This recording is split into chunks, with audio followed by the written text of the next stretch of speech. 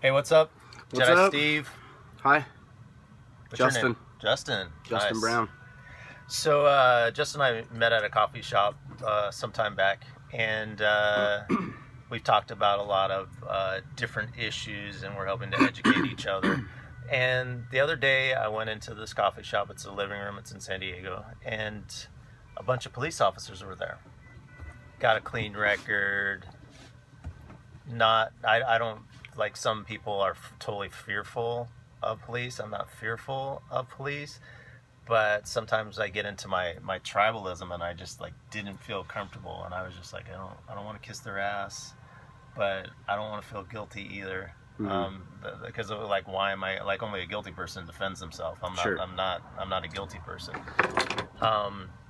So it got me thinking for a couple days, because I think of somebody that's aligned with One Love, that everybody's a part of my tribe, that I'm profiling them. So it got me to having a conversation with Justin, talking about a concept that I came up with called racial unprofiling. And I believe that lots of people will have philosophies, but I'm really good at executing my philosophies. Even if sometimes I can't totally explain them, I'm good at executing it on the grid in real situations. Real time. Yeah, real time. So I want to tell some about the stories that I've come across as far as racial profiling myself, and a 3-step program that I came into, and then have Justin talk about some of his stories as a white male, of how he's been able to do it, and see if there's like a common ground that we can find, and just like start sharing like lots and lots of solutions. And start doing things differently, maybe. Yeah, doing things in the different. moment. Yeah. And I would challenge in Southern California, in America, most of the time, altercations between police and African Americans, police and poor people, most of the time we get it right. Okay. Because, I mean, could you imagine like how crazy it would be? For sure, it has to be most of the time. I think you're right. And I think it's good to preface also that, well, we'll get into this, but my experiences in how I've had to deal with police, especially in my younger years when I was a teenager and a young man, I'm just acknowledging right now, I didn't have to think about it the way you did. I just was, it doesn't sound like, I just could be myself. And I think that just being myself was a tactic that could de-escalate situations with cops, probably because I'm white. Yeah. My guess is that they were looking to de-escalate those situations with me. And I don't know if that's the case with you or with other black people. And I challenge the audience that this is how I feel, and we'll get into the 3 steps, but when you have a mirror, you look into the mirror and you see yourself. When you put another mirror, you see infinity amount of mirrors. Mm-hmm. So if you go into a situation, I've been stopped by police officers, and I found out 3 days after, but I was being stopped for attempted murder. And that's heavy. Yeah. But I don't know that. I'm just chilling, and they stop me. So if all of a sudden I'm mad, and I watched a bunch of videos about African Americans getting shot, or I'm thinking about slavery and a lot of different things, I'm going into that situation not with just a mirror like reflecting at myself. I'm going to a mirror with infinity. So they're looking for attempted murder, and I'm meeting and matching the profile image that they may have in their head. Right. And so then what does holding up the other mirror do? Are you saying you're reflecting back to them? Yeah, and it's not just doubling. Mm-hmm. It's infinite. Expanding the view. Yeah, it's expanding the view, and I mean that's changing the perception. Right. And there may be a situation that police officer is really being racist, but you're helping him be in that mode. Yeah, I think what I'm thinking of is with the idea with the mirrors is what, going back to when you said you saw these cops here at the coffee shop and you started profiling them. Yeah. Or we could say you started making judgments about them that were perhaps ungrounded. Yeah. Right? You don't know who they are. I think back to my years, if I rewind like 6 or 7 years ago, every time I saw a cop, typically if I'm driving somewhere or anywhere, I would just think, oh, there's a cop, I hope I don't get a ticket. Yeah. Right? But then after things started unfolding, especially over the last couple years, you know, I always had some disdain for some cops, but I also have some friends who are cops and a nephew who was a cop, and so it was like, they're good people. But then over the last couple years, I feel now when I see a cop, it's, to your point, my tribalism perhaps kicks in, or my own profiling or judgment kicks in. And it's not just, oh man, I hope I'm not speeding, or I hope I'm not going to get a ticket. I feel visceral anger. And typically it'll be like, fuck that guy. I don't like that guy. Yeah, and I don't even know him. He's just driving down the road or like across the street in the parking lot. But what I'm saying is I used to not feel that way. And now I do. And so the question is, where's that judgment coming from? Why is it a heightened sense of judgment for me, a white guy? I think it's because of all the shit that's been happening. But for somebody like you, maybe, I don't know, have you always kind of felt that way? Has that just been your experience? Sometimes not. But tell you, when I go in a situation, like if they were approaching me, I wouldn't be in that same energy. So okay. I want to go to the yeah, and that's the point, right? Is like how to have the right energy around correct cops. So when you're complying, okay, so here's the 3 steps. 1 is eye contact. That's what everybody says. Make eye contact. When you're in an interview, make eye contact. People that are potentially up to no good, maybe fearful, stressed, maybe like they're fearful that the police officers they're less apt they're looking around. Yeah. But that doesn't necessarily mean that they're a bad person. They might just be like they stressed. Yeah, so that fits in with the protocol of the police officer that, oh, this person's suspicious. They said on the radio there's a guy that was suspicious. This motherfucker's suspicious. And to make a point on that, we have to remember as we're interacting with police and anyone really, is that we and the police are always confirming our biases. So when they hear there's a suspicious person, they're not out looking for someone who's not suspicious. They're looking for someone who is. And so anything that might be suspicious is going to confirm the bias that they're looking for, that they found a suspicious person. Does that make sense? Yeah. So for instance, like I have dreadlocks and I walk barefoot a lot. Okay. And I'm looking at, all of a sudden I'll look at a bird. like all of a sudden look at a bird. Even when police are around, all of a sudden just start looking at a bird and everything. I'm fucking suspicious. I'm a suspicious motherfucker. Yeah. But I've chosen the path of it, and and my number one value in life is freedom. So these can help you comply in a situation. So the 3 steps are make eye contact. Wait, I have a question. Go ahead. We're sitting in a 1971 Volkswagen bus. So if a cop walked by right now and looked in here, if I wasn't here, would he be like, that's just a hippie? Yeah, most likely. But if you're sitting in like some beater piece of shit truck with like beer cans in the back, you'd be like, yeah. There must be smoke coming out of here when we get out of here. Yeah. So going back into the 3 steps. So make eye contact, and police don't like fast or vertical movements. Sorry, but put it. And I think when they're shooting, I can't. I think when they're shooting. When they're like wondering, like if they're watching videos to see when somebody's shooting and everything, most people don't shoot like this. They shoot like this. So for some reason, fast movements are... Well, I don't like that. Like if I'm in a threatening situation, which I have to admit doesn't happen hardly ever. But I remember when I was young, when I was a teenager, and even a young man, there would be we got in some fights sometimes, and there were some threatening situations, and I can think back in my mind, I don't like somebody going like this, making themselves bigger or moving to the side. I mean, that's probably just in our DNA. Yeah.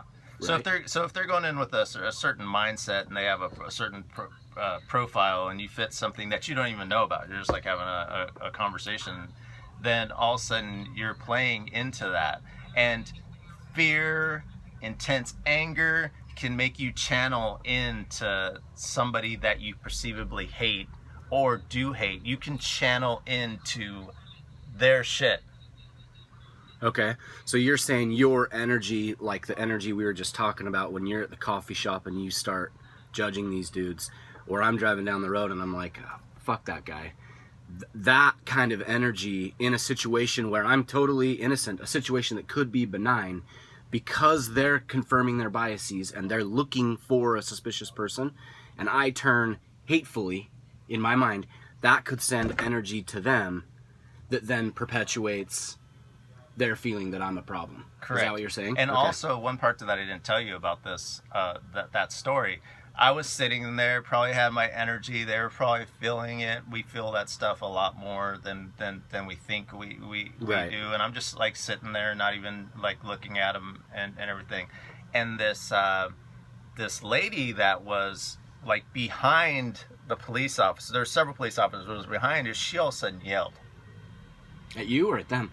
She just like, ah! just like some crazy lady. Yeah, but that I would never freaking do that. Like I would never just like all of a sudden yell behind police officers about. I would be like conscious that they're there. Right. And the one dude that jumped looked at me.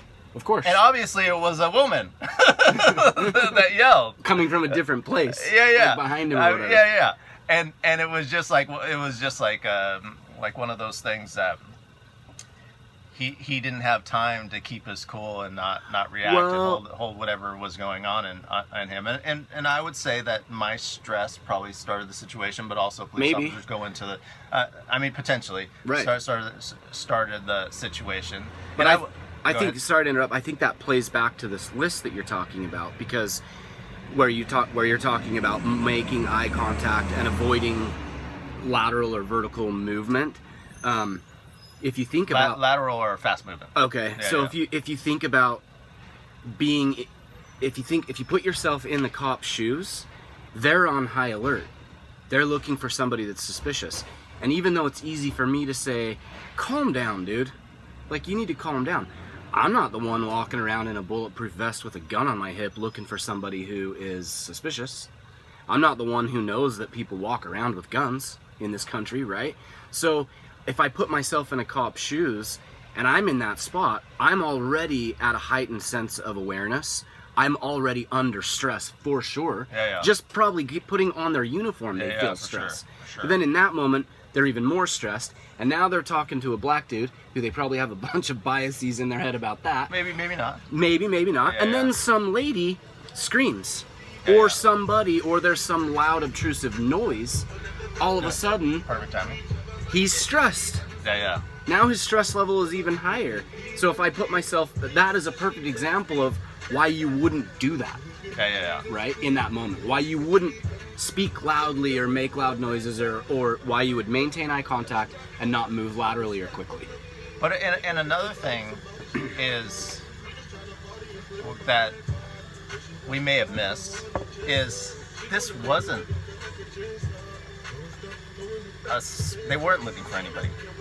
Oh, they were just in the coffee shop. You were just walking around. They were just chilling. They came to get some coffee and breakfast at the coffee shop. Yeah. They weren't looking for anybody. Right. And yet, could I potentially match the profiles for somebody they were looking for? Potentially, but they weren't. I'll give you another example for some of the people that may not identify with that, but I figure you identify to a certain percent that you're looking for. My number one goal is that we. I'm interrupting, but this is the coolest fan I've ever seen. Thank you. Yeah. Have a good one. Thank you. So she hasn't seen my card. So going back to, do you want to interject something? No, go ahead. Okay. You were saying, I do have a question. When you're saying the cops weren't looking for anything at the coffee shop? Are you talking about when you were walking around and just looking at a bird or whatever, and the lady scremed, or when you were sitting at the coffee shop? Those were all the same. That was all the same. Oh, story. it was all in the same. Yeah, oh, okay, gotcha. So that's where it was a little confusing. But either way, we're talking about the third step is listen and comply.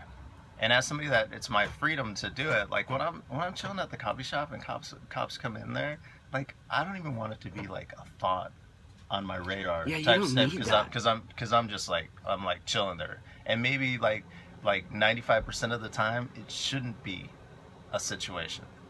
Or 99.9% of the time.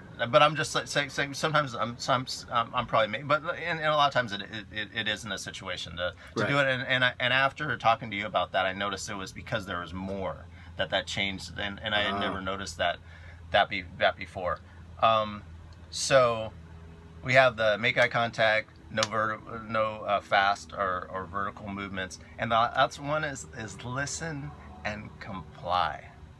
Let me go back. Is it vertical or lateral movement? Sorry, lateral. Lateral. Okay. Lateral or fast. Gotcha. Lateral and fast. Yeah, that makes sense. And then listen and comply. Listen and comply. And there's a thing called temporary autism that people just don't see things the way that they see things. They don't see things the way that they are. Okay. Because they're in a stressful situation. No question. And I think that goes to like our DNA, right? And if you think about it, what is it? It's fight, flight, or freeze. And if you're a cop and you're already on a heightened awareness and stressed, your stress levels as a cop, I imagine, have to be higher than mine. Even when they're going in to get a cup of coffee, they're still a cop who has a legal duty to help and protect anyone if a situation came out. So even in a benign, peaceful situation, I'm sitting at a coffee shop and I'm not thinking at all about what I would do if somebody started doing something they shouldn't. But my guess is that that's always in the back of a cop's mind. And so you have to think that they're in a position of fight, flight, or freeze. They're a little bit closer to one of those places than I am throughout their day. And what are cops trained to do when they go into fight or flight? I'm pretty sure they're trained to fight, not flee, right? So even though they might have the propensity toward fleeing, their training's going to kick in, and they're not going to. They're going to push the situation. So yeah, the stress level, the elevated stress level, is going to make a cop not see something the way it is. And to your point, maybe that's going to make us not see something the way it is. And then what? Well, now you're just reacting without good information. So I think going back to what you were saying, and maybe I'm going on too long, but to go back to what you were saying, we have to listen. And I think what you're getting at is that when people go through a period of autism, like a moment of autism where they're not seeing something the way it is, it feels to me like listening and complying in that moment, or maybe in that moment, listening is what will help you comply, because listening will allow you to actually see it more clearly. Yeah. Is that right? So if a police officer tells me to put my hands up or whatever the situation is, right? I'll talk like about I'll get into like main situations like in one of the other steps. But if they tell me to raise my hands or whatever the command is, command is, then I do it, because I feel that in this situation of racial profiling myself, there's not going to be any court case. I am the juror. I am the judge. I am like every single part of that situation. Yep. And like, this is my brother from another mother that we're gonna work this shit out with that. But I'm not gonna kiss his ass. No. Type stuff, because I got a clean record, and you want to maintain your own integrity. Yeah, right? It be own integrity. And I know there's parts of the world that things are worse. I know there's people in San Diego that have gotten a situation that's worse. But I think with these three things, for most of the situations I've seen, complying is these 3 steps. If somebody stays by it, and I don't want to shame people that have lost family members to it and a lot of different things. I feel if you comply with this, most of the situations that I've seen wouldn't have happened. That's awesome to hear, because I do that fairly naturally, I think. Because I still have interactions with police every once in a while. It's rare that it's something that's not just like, hey, how are you guys today? But I do every once in a while. I'll get pulled over. Yeah, I talk to them. I'm always worried about them, you know? Like, everyone hates them. They probably hate themselves. But, like, I am pretty good at just listening and complying with cops. I've done that, and it might be, I realize that I have some privilege there. Like, I am not, when I get pulled over by a cop or get stopped by a cop for whatever reason, I typically do not feel a bunch of stress. And some of that might be because I'm white. In fact, I would bet that a lot of it is that because I just don't have run-ins with cops the way some people do. People of color do, right? So it's nice to hear that you think that doing these things would actually help so that you can de-escalate a situation with a cop. Because I know that that would work for me, but there's a part of me that's like, well, is that because I'm white? Because I have that privilege? So it's nice to hear that maybe you think... Yeah, it's I want to stop it right here, Okay. and I want to go into like the aspects of like solutions and the importance of like having an understanding of where the police are coming from that will help. Okay. Cool.